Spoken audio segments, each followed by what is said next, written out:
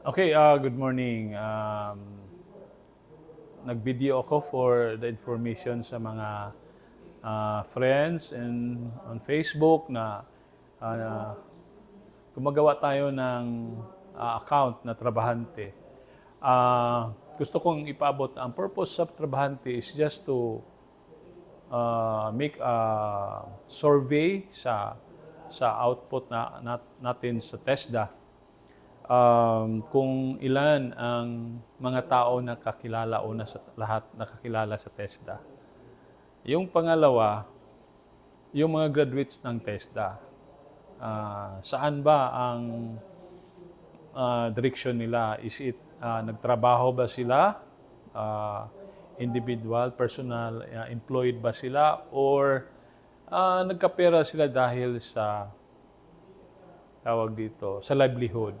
So, in a form of association or family livelihood, parang ganun. But ang punto ng Trabahante is just looking for people na talagang nagtrabaho o nakapag-enjoy sa trabaho dahil sa pag-develop ng kanilang skills dito sa TESDA.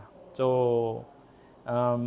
personally, I observe na talagang namimiss tong area na to, yung employment. So, sa Trabahante, makuha natin kung anong nangyari. Pati yung job mismatch, makita natin. So, we look for the opportunity na we study after this yung video natin, yung survey natin. So with that, so I hope i-add nyo, tapos share this page or account, and then follow para matulungan natin yung mga pati ibang tao. Gusto kong malaman kung through this Trabahante account, malaman natin kung lahat bang tao nakakilala sa Technical Education Skills Development Authority, TESDA. So, yan lang yung purpose.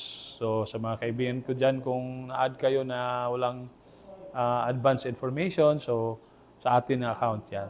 So, with that, from here in Western Visayas, in the regional office of TESDA Region 8, maupay nga aga, aninyo tanan.